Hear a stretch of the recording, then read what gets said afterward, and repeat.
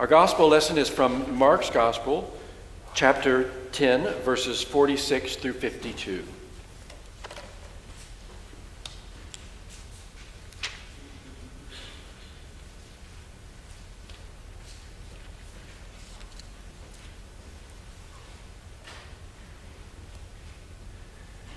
They came to Jericho.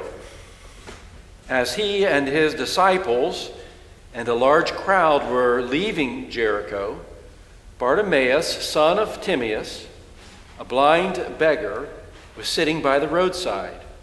When he heard that it was Jesus of Nazareth, he began to shout out and say, "Jesus, Son of David, have mercy on me."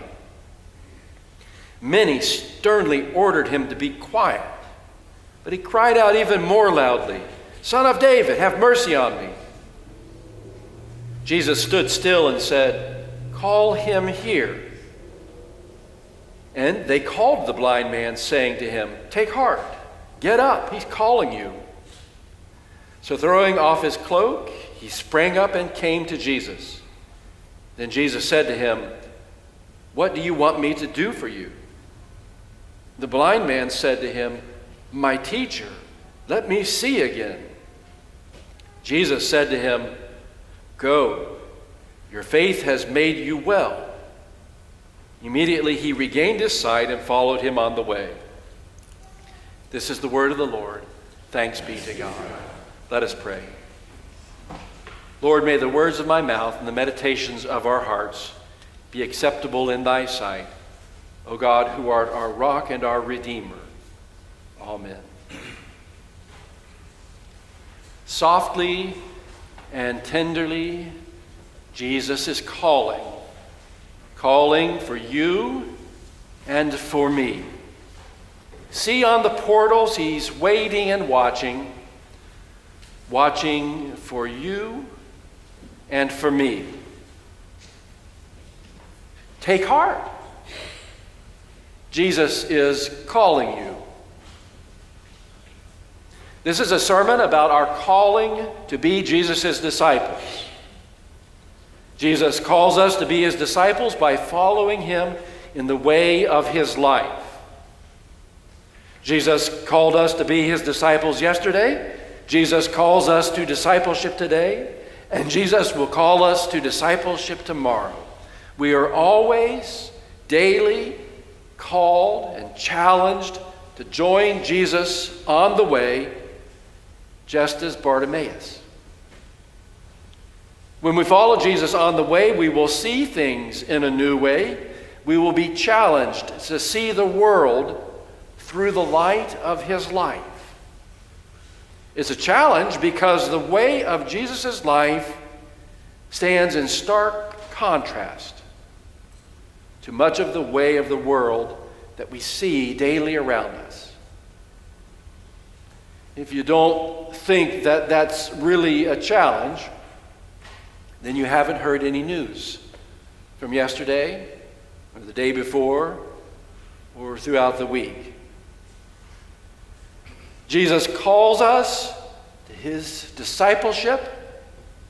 Jesus challenges us to join him in his way, and it is a challenge. When we come here carrying the heaviness of the news of innocent people shot in their own house of worship, people who have borne discrimination and ostracization and hostility across the ages. It's a challenge when we live throughout the week waiting to hear who will receive a bomb in the mail. It's a challenge for us when we hear again and again and again about someone whose views have just created within them such deep hatred that they can think of no other way to live than to eliminate the people they disagree with. But Jesus is calling us. Jesus is calling you. Jesus is calling me daily. Follow him on his way, softly and tenderly. Maybe sometimes screaming at the top of his voice. Maybe sometimes the noise of the world just drowns it out, and we don't hear. There was a very, very interesting article in the New York Times earlier this month. They had developed an interactive map of the United States. And on this map, they had created a dark black spot or image for every building, every structure in the whole United States, so that you could look at this map and see just this contrast of black and white. And the black were all the structures across the United States, and the white, which is the absence of black, were really all those places where there weren't structures. So all the streets, all the rivers, all the passageways, all those things that you might see. But they sort of represented the absence of structure, and you could zoom in on this map down to the street level, which I did. So I could see the black square of my house and the black square of the Sherrod's house across the street. Or you could pull back and see how Orlando and the structures in it have laid themselves out. Or you could look across the whole country. And one of the things that the article said was that the significance of this kind of map, which helps us to think about the structures, reminds us of the ways that we used to have paper maps. When you would open your glove compartment in your car and you pull out something that was folded up if you were going to go on a trip, and you'd unfold it and you'd look at that whole map and you'd see things on the map and you'd see the relationship of things, and you'd see, well, if we start to drive up 95, we'll only be that much far away from the Atlantic Ocean. Isn't that cool? And Atlanta is sort of over there to the west. I didn't realize it was that far west of us. But when you looked at this paper map, and then when you faced the challenge of trying to fold it back up and put it in your car, you were able spatially to see things that we no longer see as we look at our phones and our GPSs and ask for directions. And they said it's an amazing thing that the GPS devices that we're so reliant on now, they do a much better job of telling us exactly how to get from here to there. But they fail completely in helping us to know what is around us. They do a pretty good job of saying, turn here, go straight there, turn here, and go straight there. But they never help us to break through the blindness that we may experience daily and ask, what's that? Or ask, who's that? And in failing to help us see what's around us, we lose our way in being able to understand who we are. Something of that failure and a correction to that failure that I think Mark is dealing with in this story of Bartimaeus. In all kinds of different ways and at all kinds of different levels. Mark very intentionally puts this story at a key transitional moment in his gospel. Here is the last story of Jesus' ministry before he enters into Jerusalem and is following his way directly to the heart of that city and to the cross. Right here comes this final story of a man who is called to discipleship, called out of his own blindness, and of a crowd who is dealing with this man. Here, once again, Mark is holding up this kind of model of discipleship, and he's holding it up in contrast to the other people that we've seen and experienced as Jesus is making his journey. And he's doing it in such a way just so that we won't think about what's actually happening there on the page or in the story, but that in some way it will be transparent to who we are and to how Jesus is actually calling us, you and me, to be his disciples today and to join him on the way. A blind person by the side of the road that everybody walks by, a beggar who has to sit there covered up with his cloak day after day until he perhaps takes his cloak off and puts it on the side of the road, hoping that people will put a little something in there, a morsel of food, maybe even a coin. A beggar whose whole life is dependent on being in that spot and sitting there on the side of the road and trying to stop people as they're walking by. The contrast between his existence there on the side of the road where he is sort of in the way of everybody walking by, with Jesus' his own journey on the way, which always embodies the character and purpose of his own life and always carries with it the invitation for us, if we're going to answer the call to discipleship, to join him on his way. The blind beggar is the one who seems to recognize what's going on, who seems to sense the possibility of Jesus' way, and so he shouts out, and all those gathered around to say, "Be quiet! Be quiet, he doesn't have time for you. He's not going to stop for the likes of you." Everybody who can see, everybody who seems to be following along with Jesus. Mark tells us at this point it's no longer just the disciples, but it's a big crowd. Everybody who is in that privileged position, they turn and say to the man who seems to be able to understand what's going on, but without sight, they turn and say to him, "Shut up, he doesn't have time for you, be quiet." It's happened before. Do you remember when it happened before? When there were parents who were trying to bring their children to Jesus. And the disciples said, "Stop it, don't bring those children here. He doesn't have time for them." They rebuked those parents who were trying to bring the children to Jesus.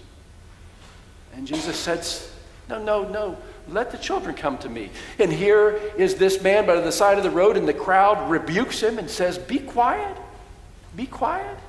And what does the man do? He just starts to scream and yell louder and louder. "Jesus, Son of David, have mercy on me." Be quiet. We can't stop for this. Don't interrupt things. Don't bother. Don't disturb Jesus. Don't interrupt us as we're trying to walk along beside him. The man who can't see seems to be able to understand and be aware of everything that's going on. But everybody who can see just seems to be blind to the opportunity and the call to discipleship that may be emerging. So is Mark telling us just to be able to say, once again, here's some stuff that Jesus does? Or is Mark telling us and pushing us and prodding us and asking, what do you really see? What do you really hear? Where are you? Are you on the side of the road? Are you on the way? Or are you in the way? Is there something that is physically inhibiting you from being able to join with Jesus? Is there something interior to you, some mindset that's keeping you blind as a bat to what's going on? Is there something that you're holding on so tightly to that you need to let go? You remember there was another man who came up to Jesus, and Jesus gave this man the opportunity to follow him. "Go, sell everything you have, give it to the poor, and come and follow me." And that young man walked away grieving, Mark tells us, because he had many possessions. Here's a blind beggar by the side of the road. People tell him to be quiet. He persists. "Jesus, Son of David, have mercy on me." And Jesus then says to the crowd, No, go call him. And then the crowd immediately changes, and they run over to the blind man and they say, "Take heart, he's calling you." And the blind man, the beggar, throws off his cloak, rises up, and goes to Jesus. Who are you? Are you on the verge of some way of walking away, or are you on the verge of jumping up? Where is it, and how is it that Jesus is calling you and calling me to discipleship today? There's so much in this story that wants us to say, wait a minute. We have to stop. And we have to ask, what does it mean to be called to follow Jesus, to be one of his disciples? Helen has had a program working with others that we've told you about across the summer and still ongoing, and called the Potter's Hand. And on various weeks we've had different artists come in and share with us and talk to us about what they do, and in the process of that, invite us to try and do it ourselves. And there's been a very nice group that have participated in that and benefited in that. And it seems to me, at least as I've experienced it, that one of the key benefits of this is that it has put us in a position of saying, we have to stop, and we have to consider, and we have to open our eyes to seeing things in a way that we're not used to seeing things. And it may be that we even have to be vulnerable about it. We may have to be risky about it. We may have to try to do something that we're a little afraid of doing because we can't draw, or we can't write, or we can't express ourselves in the way that we think you have to be able to do it to genuinely do something well. But we've had such good encouragement by such good leaders like Susan Frith, who has talked to us about the wonder of words and given us words to begin to ask ourselves about who we are so that we can tell our own story in poetry and in prose. And we've had other wonderful artists who have said, look at this material, just take pieces of material, put it on the paper, sort of feel it, and let the colors suggest to you the way that we can put them together that would say something about who you are and what you need and what's going on with you. Such wonderful encouragers who have taken time to stop and say, look, but be willing to say, I need to take a chance. I need to risk. I need to look at things in a new way. I need to take off the blinders that may be blinding me to the healing and mercy and goodness that God wants to extend to me. Debbie Thomas is an author and essayist who writes weekly in a blog called The Journey with Jesus. And she looks at this story of blind Bartimaeus by the side of the road. And she says at the beginning of her essay, this is a difficult story for me to deal with because my 12-year-old son about a year ago was riding his bicycle to school, and on the way, he doesn't remember what happened. There were bicyclists in front of him, but the next thing he knew was lying on the side of the street. His helmet cracked and scraped and bruised up, but finally after they took him to the hospital and got him home, there didn't seem to be any visible thing wrong with him except that he has suffered from severe migraine headaches for a year since that accident. They're trying to give it a diagnosis of chronic migraines without an aura, but he has to stay in his room all day with ice packs on his head.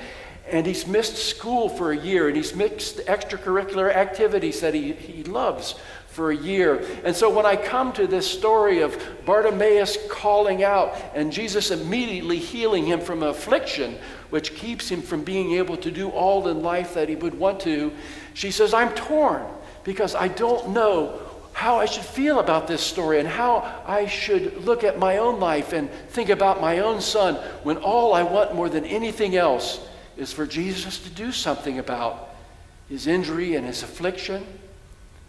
And then she describes the different ways that she can interpret it and interpret what happens here. Is it a spiritual kind of thing? Is it a real physical kind of thing? Is it metaphorical? And finally she says, I just don't know how to handle it. All I want is my son to be well. She writes about the story. The part of the story that is most precious and painful for me is when Jesus asked Bartimaeus to articulate his heart's desire. What do you want me to do for you? In one sense, it's a bizarre question. Isn't it obvious what Bartimaeus wants Jesus to do for him? He's a blind beggar, for goodness sakes. How hard can it be to figure out what Bartimaeus wants? But Jesus asks anyway. He doesn't presume. He doesn't reduce Bartimaeus to a blindness. Instead, he honors the fullness and complexity of a real human being who likely has many desires, many longings, and many needs. And in asking the question, Jesus invites Bartimaeus into the honest self-reflection essential to growth and healing. What's in your heart? What do you long for?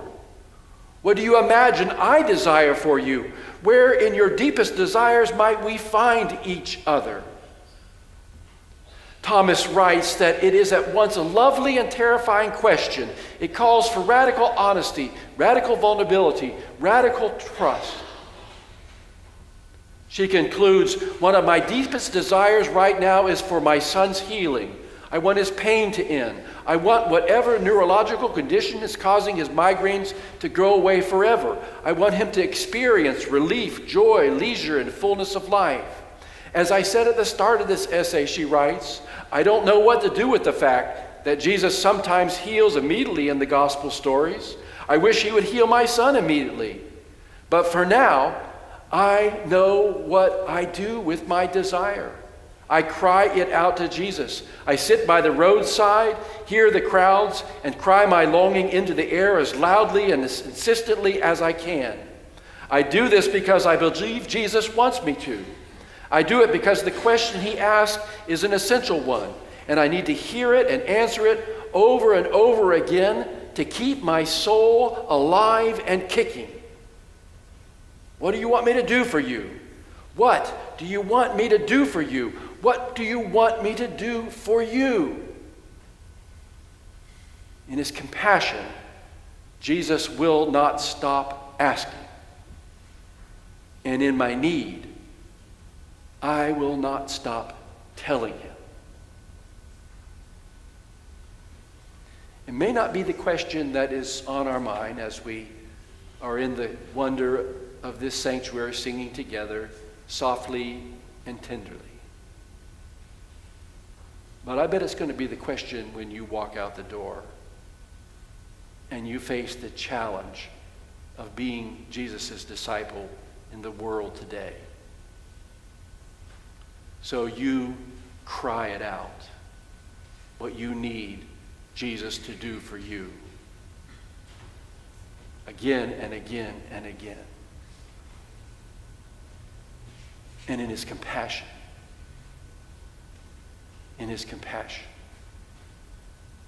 Jesus will say, follow me.